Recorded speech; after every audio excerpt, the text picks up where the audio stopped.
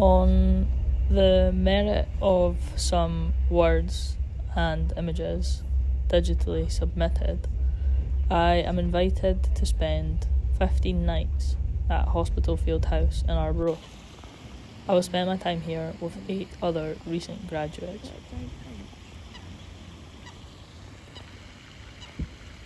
That's so fun. Oh yeah, it's so rainy.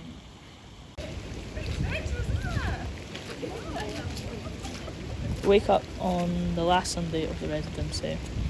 I am grateful not to be hungover today, as I have been for the last 4 or 5 days. It was starting to feel a little boring. I am surprised by how good I feel for how little sleep I have had, but then I remember that the clock's changed, and that makes more sense. We gather for breakfast in the refectory. Sean tells me he's feeling a bit rubbish. Drinking? I ask. No. Ill? No. Just a little sad. I know the feeling, but not today. Today, I'm happy. Over breakfast, we discuss the clock's changing and the time it will soon get dark. 3 in the afternoon. It's weird because this happens every year, but it's easy to forget how dark it becomes. The clock's changing feels like staring down the barrel of a gun. When I walk into the study, I notice through the window some staff outside with a car. They are trying to help an old couple that have driven over the stone edge of the road. Their front right wheel is now suspended in the air over the ledge between the lawn and the border. They have made contraptions of crates and cardboard, but it looks like they have failed. Rosie and her friends that she is performing with later on today are in the study too. Maybe we'd be able to give them a push out of the ditch. Earlier this week, my car wouldn't start. All of the residents helped to push it and try and start it, but it didn't work.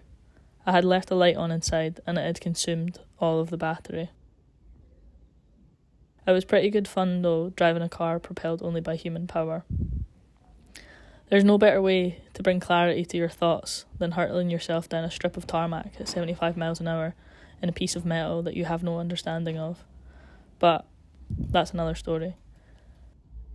I open the window and shout out to offer help. Why not, they say. We go down and I realise the car is in the middle of a huge puddle. I forgot to mention that it's absolutely pouring with rain. I go change my shoes quickly and come back to push, but by the time I'm back down the stairs, they have concluded that we don't stand a chance.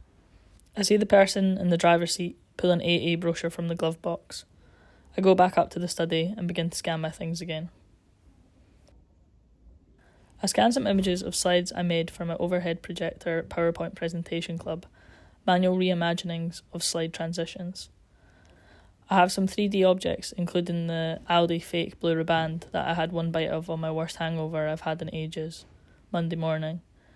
There are some dead flowers gathered from beaches and the cliffs, and the receipts from our many trips to the shops. 85 things in total. I'm thinking I'm going to make a document to pull these all together. Yeah, that's true.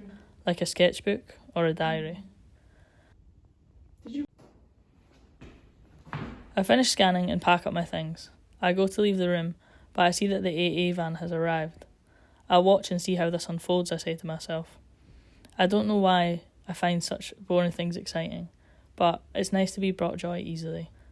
The person from the AA's jacket is high-vis yellow, but it's stained with motor oil and it looks kind of grey. I wonder if it will still be as reflective under the glare of headlights. I spend some time watching the rescue mission unfold. They jack up the back right-hand side of the car and create a new temporary surface for the wheel to use. Then they get into the front seat, and I think to myself, this is the moment of truth. As they start the engine, the lights come on at the back of the car. When they put it into reverse gear, the left-hand reverse light comes on in white. They must release the clutch and press their right foot down on the accelerator. Smoke comes out of the exhaust and the car begins to move slowly backwards. They are free from the ditch. The owner of the car applauds. Yay! They must be so happy and impressed, perhaps relieved. Alkmini, who I met in a van, comes into the room and I tell her about the success. then resume filming. We say it was a bit silly how they ended up there, but we all make mistakes. Yes, and learn from them. They won't be doing that again in a hurry. I stop and gather my things, and then I notice the owner of the car go to hand the AA person something. They must be giving them a tip to thank them. It looks like some coins. I wonder how often the AA person gets tipped, and I wonder if the company discourages them from accepting them. When I worked at Tesco, they told the delivery drivers not to accept tips, but the delivery drivers just told me to keep my mouth shut. The AA person offers a large smile and a thumbs up. Great. I wait around to see them leaving, hoping to create a good concluding scene for this film that I've now decided to make in my head. I made this film once about pigeons, and I was just cutting about town, and people really liked it. Hopefully this can be the sequel to it, and people might like this one too. They are taking a long time to leave, and I consider giving up.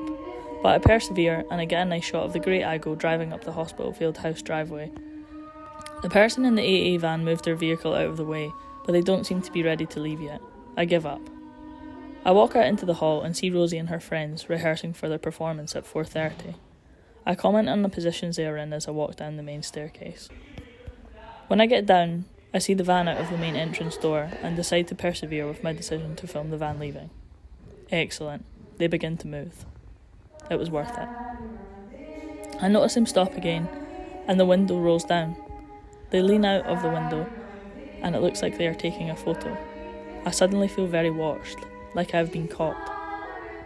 I think they are probably just taking a photo for records of the job maybe, to prove they have done work to a big computer system.